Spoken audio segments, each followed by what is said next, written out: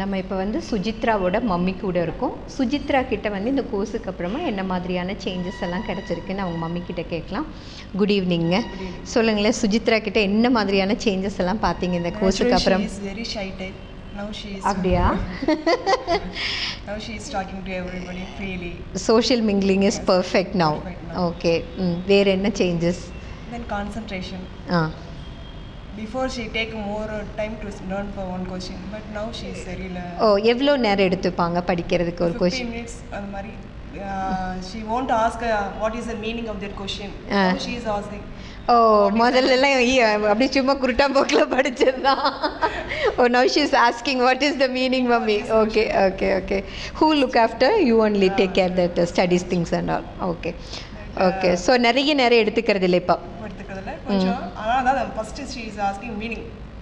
Mummy முதல்ல meaning சொல்லுங்க, அதுக்கப்புறம் படிக்கிறேன். முதல்ல எல்லாம் பை ஹார்ட் தான். ஓகே இப்போ பாருங்க, நல்லா அது நம்ம புரிஞ்சுக்கணும்.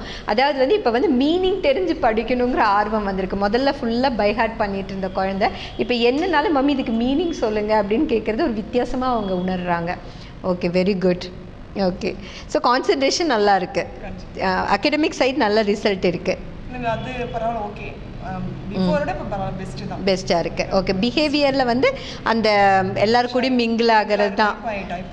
ஓகே, வேறு என்ன பிஹேவியர் சேஞ்சஸ் நீங்கள் ஃபீல் பண்ணீங்க? ஹேண்ட் ரைட்டிங் எப்படி இருக்குது? அவ்வளோது இம்ப்ரூவ் ஆகிருக்கு, நல்ல ஹேண்ட் ரைட்டிங். ஏன்னா இதெல்லாம் பேரண்ட்ஸ் சொல்கிற வீக்னஸ், அதனால தான் நான் எடுத்து கேட்குறேன். நீங்கள் ஃபியர் ஏதாவது இருக்கா அவளுக்கு?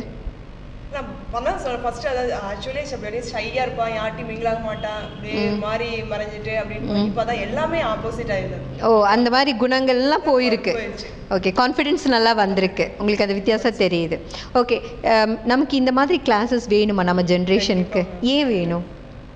நிறைய தெரிஞ்சுக்கலாம், பிள்ளைங்க அட்வான்ஸாக போய்க்கிருவாங்க, அப்புறம் நிறைய படிப்பு சம்மந்தப்பட்ட எல்லாமே தெரிஞ்சுக்குவாங்க. ஸோ கண்டிப்பாக அவங்களுக்கு தேவை தான் இந்த மாதிரி கிளாஸஸ், தேவை தான். நம்ம பீரியட்ல இல்லாத வருத்தத்துக்குரியதாக இருக்கு. ஓகே, உங்கள் மனசில் டியா அப்படின்னு சொன்னால் என்ன ஞாபகத்துக்கு வருது? கிரியேட்டிவிட்டி. டியானா கிரியேட்டிவிட்டி தான். Okay, so she is 7th standard. Will ask her, உனக்கு என்ன ஃபீல் ஆகுது சொல்லேன் இந்த கோர்ஸுக்கு அப்புறமா? மேம் எனக்கு இதெல்லாம் எனக்கு டிஃப்ரெண்ட்டாக தெரியுது அப்படின்னு சொல்லிட்டு. மேம் ஹேண்ட் ரைட்டிங் டிஃப்ரெண்ட்டாக இருக்கு. அழகாக எழுத முடியுதா உன்னால்? இப்போ முதல்ல அப்படி முடிஞ்சதில்லை, கிறுக்கி எழுத முடியும். ஓகே, ரொம்ப ஷை டைப்பாக இருப்பேன். லேட்டர்ஸ் கூட நான் ஷை டைப்பாக இருப்பேன். அப்புறம் ஒரு டாக் வந்து அங்கே வந்து நான் இங்கே ரொம்ப ஃபியராகவே. இப்போ அதெல்லாம் இல்லை. உனக்கே இந்த சேஞ்சஸ் எல்லாம் தெரியுது. வா, வெரி குட் ராக்கண்ணா. ஸோ நீ வந்து ஜாஸ்தியாச்சு. இப்போ இந்த ட்ராயிங்லாம் வரைய முடியாது, நீ பண்ணி கொடுமானோ இல்லை இப்போ நானே ட்ரை பண்ணுறேன். ரெக்கார்ட் நோட்டில் அவளே ட்ரை பண்ணுறா. ஃபர்ஸ்ட் ரஃப் நோட்டில் ட்ரா பண்ணிட்டு ரெக்கார்ட் நோட்டை ஃபர்ஸ்ட் வந்து நாங்கள் வேண்டாம் நான் பண்ணி தரேன் அப்படின்னு. ஓகே, மம்மி தான் பாதி வேலை பண்ணுவேன் அப்படி டிராயிங்கோடது. ஓகே, இப்போ வேண்டாம், நானே ரஃப் நோட்டை ட்ரா பண்ணிட்டு உங்களுக்கு ஓகே ஆச்சு நானே பண்ணுறேன்னு. இப்போ 2 times அவள் தான் ரெக்கார்ட் நோட்லேயே அவள் தான் பண்ணுறான். S, very good. ட்ராயிங்லாம் இல்லை, நம்ம குழந்தைகளை இம்ப்ரூவ்மெண்ட் பண்ணிக்கிறதுக்கு தான் இந்த மாதிரி கிளாஸஸ். நம்ம வந்து குழந்தைகளுக்காக நம்ம ஒர்க் பண்ணி, அது வந்து தவறான ஒரு முறை. இப்போ நீங்கள் சொல்கிறது வந்து ரொம்ப கரெக்ட். அவளே அவளோட வேலையை பண்ணட்டும், அவளோட ப்ராஜெக்ட் தானே, நம்ம ப்ராஜெக்ட் இல்லைல்ல. ஓகே, ஸோ வந்து எவ்வளோ ஹாப்பியாக இருக்கீங்க டியால?